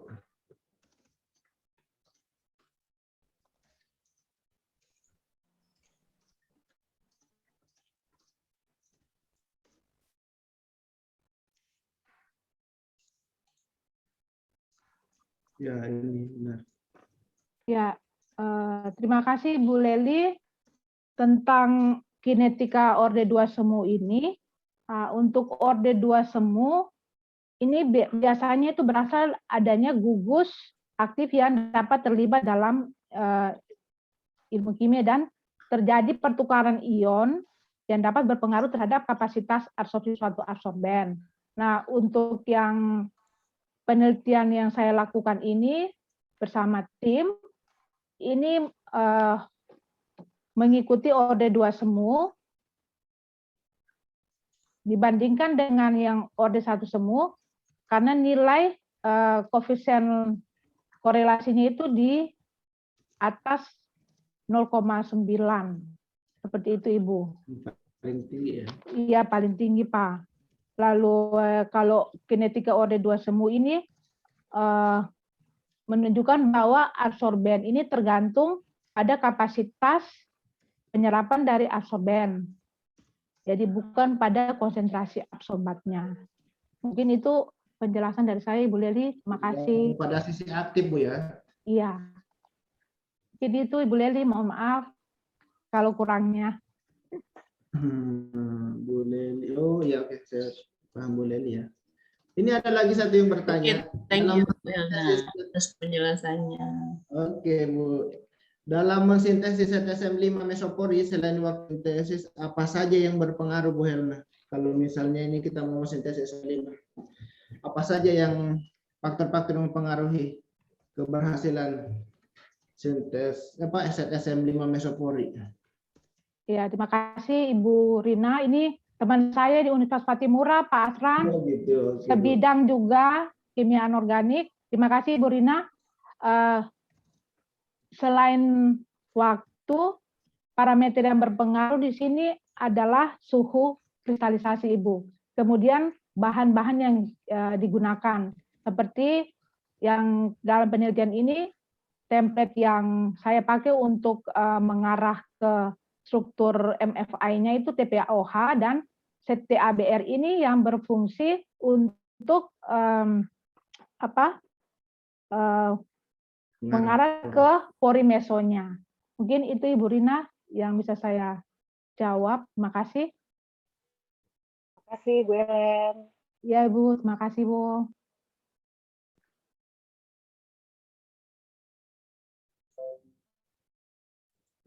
Oke, yang lain, monggo silakan. Oke, sambil ini saya yang bertanya ya, mandu teman-teman sambil menyimak ke ini tadi tentang konversi minyak ke ini, minyak ke alkanan tadi ya, untuk Reva. Sebenarnya memilih metal yang diimpreg itu apa harus atau gimana kriteria memilih metal yang akan diimpreg ke MCM tadi? Mengapa harus nikel gitu lah? Memang semua logam berat kan ini menunjukkan sifat asam yang kuat ya. Kemudian kenapa tidak memilih misalnya PB misalnya atau logam berat yang lain gitu? Oke, saya coba jawab ya Mas ya. Itu pemilihan logam metalnya dari hasil ini, review jurnal atau dari hasil penelitian sebelumnya. Jadi kan memang kalau pemilihan logam, saja logam mulia itu kan paling banyak, memiliki aktivitas katalitik paling tinggi kan, kalau logam mulia. Tapi kan penggunaan logam mulia ini tentu saja harganya mahal, sehingga biasanya peneliti itu mencari alternatif lain. Kemudian biasanya digunakan logam transisi. Kemudian dari hasil penelitian itu ada yang membandingkan antara logam nikel dan logam transisi lainnya, misalnya kalau nggak salah Fe dan apa gitu. Kemudian logam nikel ini punya aktivitas katalitik itu paling tinggi, sehingga pada penelitian saya langsung digunakan logam nikel tadi. Itu. Belum ada yang mengkaji ya kekuatan kok nikel gitu lebih kuat dari Fe gitu. Kalau dilihat dari periodenya kan Veconikus gitu kan, Iya. nikel yang paling kuat. Fe, kobalt, nikel, tembaga dan seng gitu. Saya lihat juga ada yang menggunakan zinc. Iya, ada juga. Bagaimana potensi hasil hasil riset yang diperoleh Mbak Reva ini mengarahnya kemana gitu? Apakah untuk menggantikan posisi biodiesel atau bagaimana? Kemudian misalnya dilihat dari aplikasinya, ini bisa nggak dipakai di mesin diesel gitu? Kalau tujuannya memang digunakan untuk ke diesel sih, karena kan tadi kalau dari latar belakangnya kan biodiesel itu masih ada konten oksigennya. Selain itu juga ketika membakar kan masih ada banyak sulfurnya. Kemudian kalau misal digantikan green diesel, diharapkan kan emisinya lebih rendah. Selain itu penggunaan green diesel itu angka setanannya lebih tinggi. Kemudian nilai kalornya juga lebih tinggi dibandingkan dengan biodiesel. Nah, ini dia angka setan ini, jangan sampai teman-teman nggak paham. Kalau di bensin kan oktan gitu. Iya, ya seperti analog. Angka setan dan angka oktan. Analog dengan angka oktana sih itu kan kalau angka oktan itu kan seperti menunjukkan kualitas bensin kan. Kalau untuk di diesel, kita menyebutnya angka setana untuk menunjukkan kualitas dari diesel itu sendiri. Semakin tinggi angka setananya, kualitasnya akan semakin baik. Itu.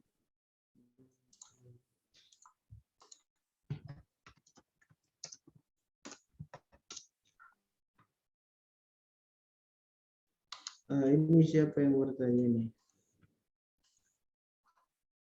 Oke, untuk Fitria.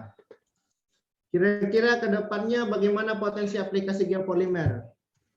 Oke, Fitria, kemana aja hasil riset ini mau diaplikasikan? Ya, terima kasih untuk pertanyaannya. Untuk Mbak Holilah, kira-kira potensi aplikasi geopolimer ini bagaimana? Untuk kedepannya sepertinya lebih menjanjikan karena kan sudah banyak peneliti yang berusaha untuk memodifikasi geopolimer, karena umumnya geopolimer ini terkenal sebagai bahan konstruksi untuk konstruksi atau bangunan berupa bata koringan. Maka dari itu biasanya dalam pengukurannya kuat tekan itu selalu menjadi parameter utama. Ini selalu mengutamakan kekuatan pada geopolimer. Tapi dengan seiringnya waktu, ternyata geopolimer ini mampu dijadikan sebuah membran. Seperti penelitian saya atau topik tesis saya itu merujuk kepada membran geopolimer. Jadi tetap geopolimer, tapi memang digunakan sebagai membran untuk pemisahan zat warna. Jadi yang awalnya hanya untuk sebagai bahan bangunan atau sebagai hanya batako saja, untuk saat ini telah banyak digunakan atau dikembangkan menjadi sebuah membran gitu. Jadi lebih berguna lah untuk pemisahan, khususnya pemisahan air atau zat warna. Tapi memang banyak parameter yang harus difokuskan untuk apabila digunakan sebagai membran. Yang pertama, kekuatannya itu harus kuat, tapi juga harus berpori seperti itu. Jadi bagaimana menciptakan geopolimer ini, dia berpori tapi juga memiliki kekuatan tekan yang tinggi seperti itu. Itu yang menjadi fokusan yang harus segera ditemukan solusinya. Terima kasih. Untuk porinya gimana, Fitria? Memang porinya besar banget ya di geopolimer yang dihasilkan.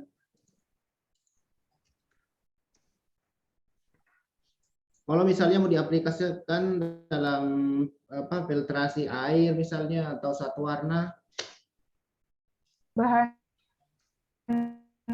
bangunan itu pakai bahan aditif atau agen pembentuk pori yang sengaja ditambahkan saat sintesis geopolimer seperti itu. Jadi kita bisa mengatur ukuran pori yang kita inginkan, kita ingin besar atau kecil atau seperti apa, itu bisa kita atur. Oke, gitu ya. Jadi ada pengarah pori semua ya, agen pori. Kemudian pertanyaan berikutnya untuk MCM ya. Mengapa menggunakan minyak dari kemiri Sunan ya? Dari Bu Ika untuk Mbak Reva ya. Ya. Mengapa menggunakan minyak kemiri Sunan? Kenapa tidak dipakai saja minyak sawit gitu? Jadi kan kalau untuk pemilihan feedstock itu kan kalau dari minyak tanaman dibagi jadi dua, minyak edible dan juga minyak non edible. Nah, tentunya kalau penggunaan minyak edible ini kan menyebabkan jadinya persaingan pangan karena kan digunakan juga untuk masak dan juga untuk konsumsi lainnya, sehingga digunakan minyak non edible. Nah, minyak kemiri Sunan ini merupakan salah satu contoh dari minyak non edible. Jadi diharapkan penggunaan kemiri Sunan ini akan meningkatkan nilai ekonomisnya karena kan tidak digunakan di industri pangan. Selain itu, minyak kemiri Sunan ini belum pernah digunakan untuk reaksi deoksigenasi. Jadi sebelumnya itu minyak kemiri Sunan hanya digunakan untuk reaksi hidrotreating, kemudian biodiesel, sehingga penggunaan kemiri Sunan pada reaksi deoksigenasi ini juga menjadi salah satu keterbaruan dalam penelitian saya. Seperti itu. Gitu ya. Maksudnya non edible, mungkin teman-teman belum paham kok bisa ya minyaknya non edible gitu. Minyaknya non edible karena saya kurang tahu strukturnya apa, cuma dia tidak bisa dikonsumsi karena ada semacam jenis racun atau apa gitu, dan juga kandungan getahnya itu cukup tinggi, sehingga tidak bisa digunakan sebagai minyak konsumsi.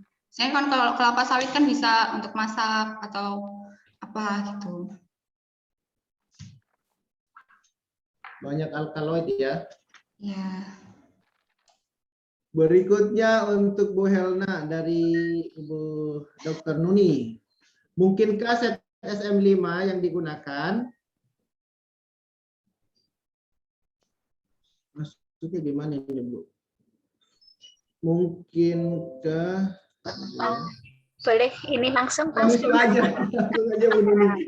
Ya, ini kan dilihat dari aplikasinya yang tadi, itu kan mempunyai kapasitas absorpsi yang relatif tinggi ya. Nah, 270-an tadi saya lihat. Nah. Iya, itu kan miligram per gram kan konsentrasi dari adsorbatnya. Bukan adsorben tapi adsorbatnya. Nah, jadi di sini mungkinkah itu bisa langsung digunakan untuk adsorpsi untuk limbah tekstil yang betulan. Jadi limbah tekstil yang dihasilkan dari industri itu kan, kalau yang misalnya kalau di Jawa Tengah itu kan banyak industri batik ya, ada batik Solo, ada batik Semarang, ada batik pembuangan hasil pencucian. Iya betul. Nah itu mungkinkah bisa dilakukan untuk diaplikasikan di situ gitu. Terima kasih. Oke, terima kasih Ibu Dr. Nuni. Oke, baik. Jadi pertanyaannya gini Bu Helna. Di limbah pencucian batik itu, pewarna yang dihasilkan, limbahnya itu kan bukan satu jenis ya.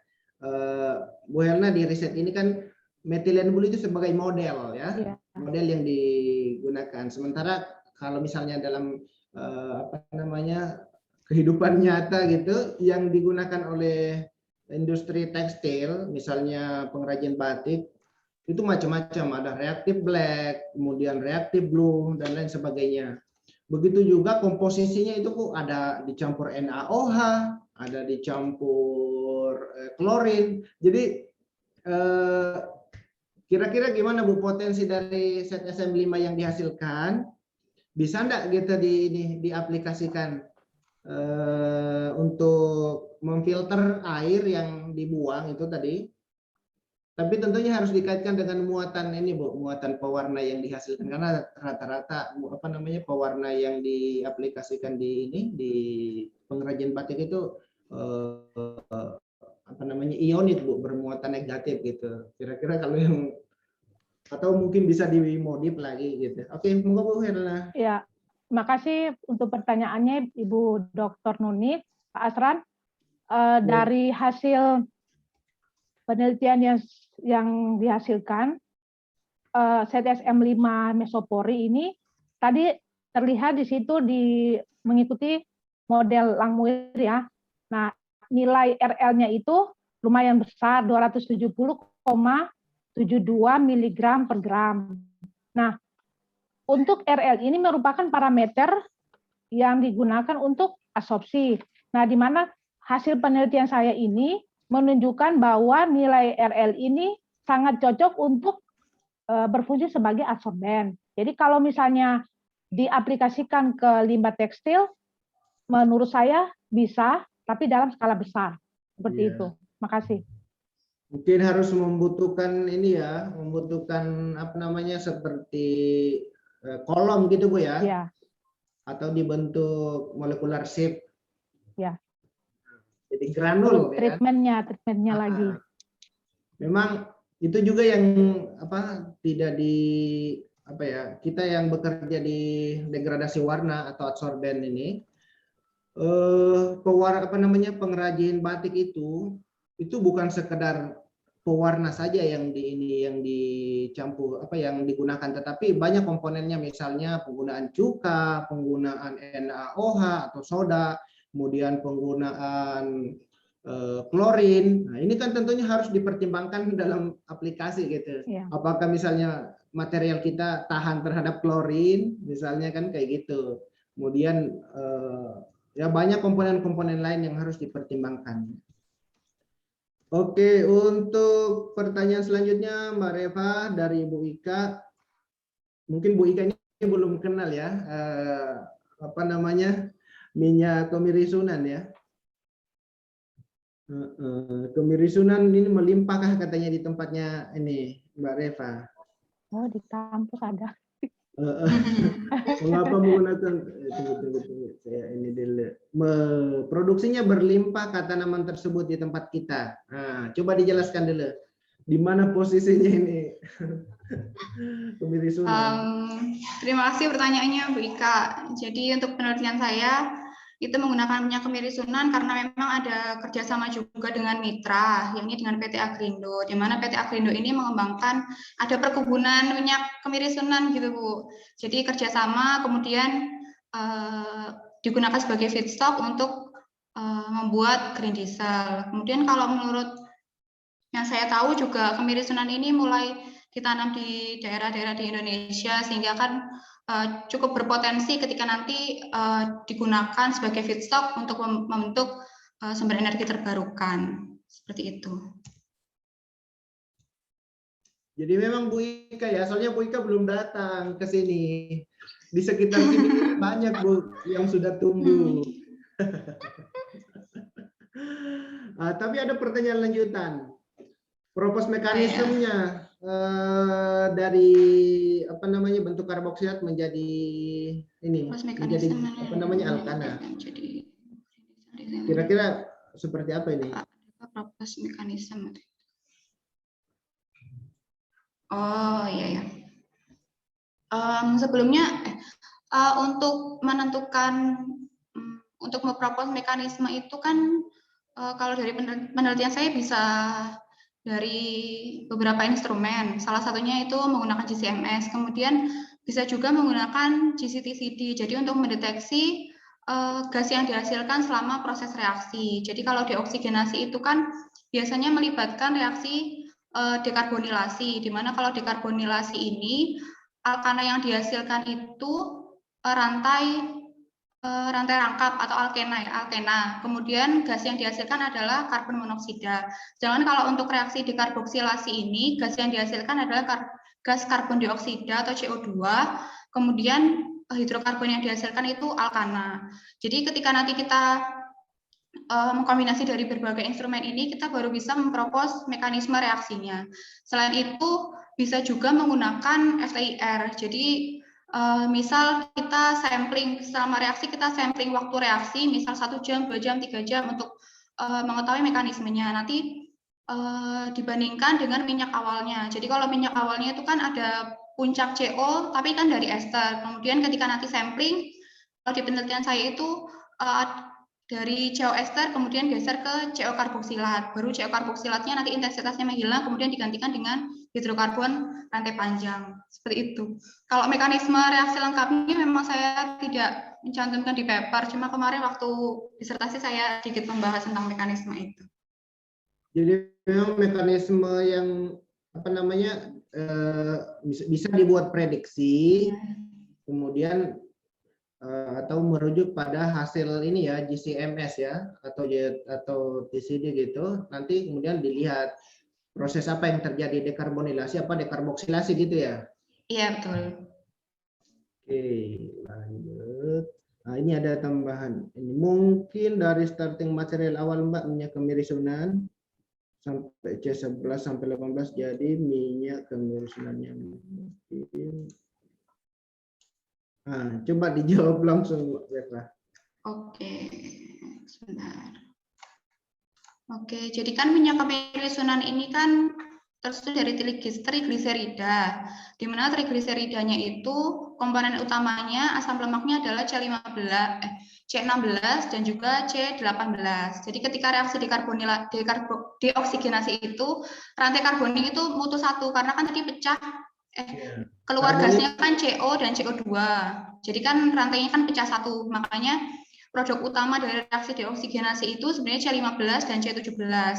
Kemudian selama proses reaksi itu kan mungkin juga ada terjadi reaksi cracking. Jadi meskipun C15 dan 17 itu produk utamanya, ada juga komponen lainnya seperti misalnya C11 sampai C18 itu. Tapi kan yang diharapkan crackingnya itu tidak terlalu dominan sehingga masih berada pada ring diesel rantai panjang C11 sampai C18 tadi. Kalau rendemennya gimana nih? Rendemen ini apa namanya green diesel yang dihasilkan dari reaksi ini? Tadi kan di tabel itu saya tampilkan konversi dan rendemennya tuh liquid yield ya. Jadi karena saya kan pakainya kalau yang saya baca dari penelitian yang lain itu kan memang biasanya digunakan reaktor batch atau reaktor fixed batch seperti itu. Nah kalau penelitian saya kan menggunakan reaktor semi batch, di mana nanti produk dan juga reaktannya itu akan langsung terpisah. Nah jadi kalau untuk di penelitian saya rendemennya kan bisa langsung dihitung atau liquid yield-nya itu sekitar yang paling bagus sekitar 30-an%. Tapi kelemahannya menggunakan semi batch ini kan karena dia ada jalur yang panjang, jadi kan kemungkinan ada banyak gas juga yang keluar sehingga tidak optimal juga untuk sampai ke yield yang ditampung itu. Itu. Terima kasih Bu Ika, ditunggu di ITS Bu. Soalnya Bu Ika ini by riset ya. Oke, mungkin kita butuh lagi satu penanya ya. Kemudian panitia apa sudah men-share pengisian? Ya, oke, jangan lupa ya diisi daftar. Oke, absensi. Kemudian ini udah langsung terlink ya ke email sehingga sertifikat langsung bisa diperoleh ya. Ini ada kemajuan ini panitia.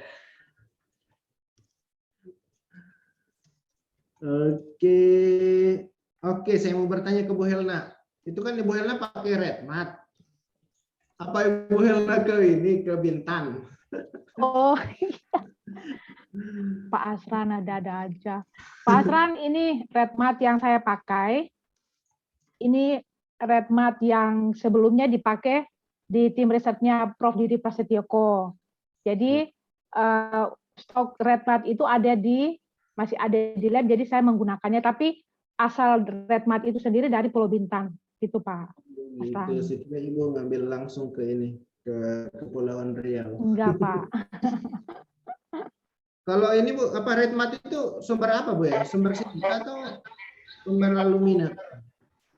RedMat itu sumber silika sama alumina. Oh, gitu Bu ya. Ya. Kira-kira ini kalau balik ke Universitas Patimura, apa namanya stok yang seperti RedMat banyak di sana nggak Bu? Oh, kalau stok kayak seperti RedMat nggak ada Pak Asran. Ya mungkin saya bisa mencoba dengan apa sih bahan baku alam yang lain ya yang ada di Ambon. Oh gitu ya. Mungkin limbah ini ya, limbah sisa ini ya. Iya, pertanian. Tambang kali mungkin banyak Bu ya. Iya. Kan kalau yang di Bintan ini ekstrak bauksit ya. Iya. Kayaknya ada ini ya. Oke ya, sambil ini teman-teman memikirkan apa yang mau ditanyakan, saya informasikan ya, bulan depan tanggal yang sama ada 2 presenter yang sudah siap, yaitu Dr. Novia Amalia Soleha dan Dr. First Ambarwati. Ya, ini baru 2 yang siap. Jadi topiknya yang Mbak Novia, untuk diketahui saja teman-teman, itu konversi gas ya, kalau nggak salah ya. Kemudian First itu ya saya kurang paham, pokoknya berkaitan dengan sintesis ya. Kemudian masih mencari lagi 1 orang. Kemudian saya kira udah cukup ya presentasi kita hari ini. Terima kasih, saya ucapkan kepada Ibu Dr. Helna, semoga sukses terus Bu ke depannya. Amin Pak, makasih. Kemudian presenter yang kedua kali, Dr. Revaindra Nugraha,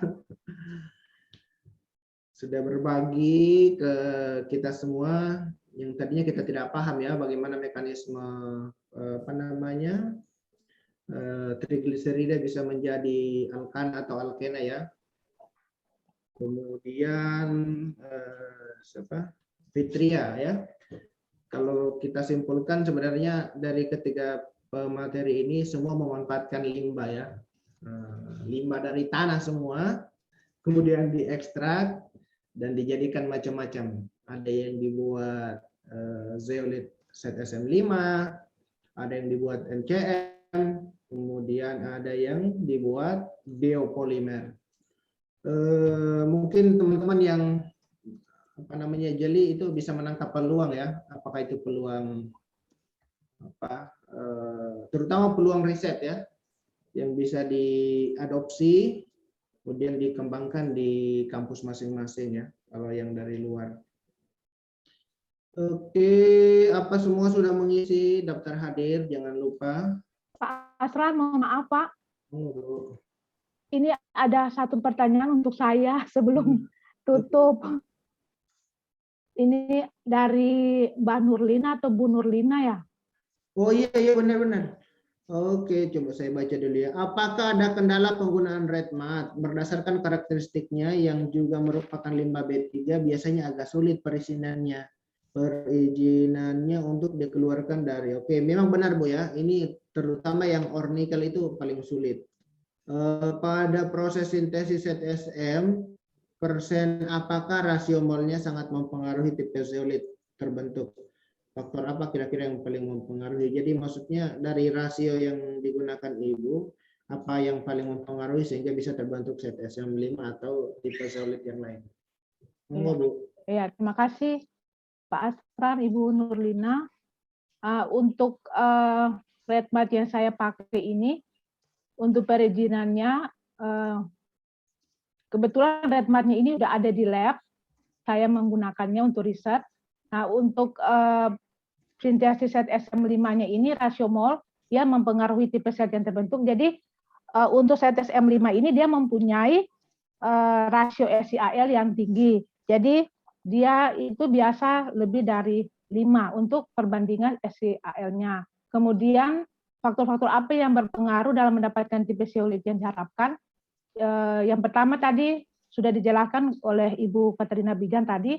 Yang pertama itu waktu, kemudian suhu dan bahan yang akan dipakai. Seperti tadi CTABR, CTAOH, dan kemudian untuk perbandingan SiAl-nya juga yang perlu diperhatikan. Seperti itu Ibu Nurlina. Dari itu jawaban saya. Ibu Nurlina dari mana ini Bu? Saya dari Pontianak, tapi insya Allah calon masuk S3 di ITS. Oh iya, selamat bergabung Bu. Terima kasih Ibu. Oke, terima kasih semua para penanya yang sudah mengaktifkan diskusi kita pada pagi ini. Mudah-mudahan kegiatan ini terus berjalan, kemudian merupakan wadah kita untuk saling bersilaturahim ya, saling berbagi, terutama info sains ya, yang organik menginformasikan ke semua, begitu juga yang anorganik, kemudian yang bidang lain ya. Jadi makin banyak ilmu yang bisa kita dapatkan selama kuliah ya. Kemudian ini juga bisa jadi ajang promosi ya ke teman-teman dari kampus luar yang ingin masuk ke ini ya, masuk kuliah di Kimia ITS. Intinya kita diharapkan semua untuk bisa memiliki publikasi ya yang mumpuni lah, baik terutama kualitas dan kuantitas. Oke. Baik ya, terima kasih lagi. Yang kedua saya ucapkan pada 3 pemateri. Saya wakili ya, Pak Prodi, mengucapkan terima kasih pada semua peserta yang sudah hadir pada seminar hasil series 6 ini. Semoga kita sehat terus, bebas dari berbagai kendala, Amin. terutama di musim wabah ini. Dan kita ketemu di acara series 6, series 7 ya, dengan 2 pemateri yang saya sebutkan tadi, Ibu Dr. Novi Amalia Soleha dan Ibu, sebenarnya juga Ibu ya, dua-duanya udah Ibu ya, Ibu First Ambarawati.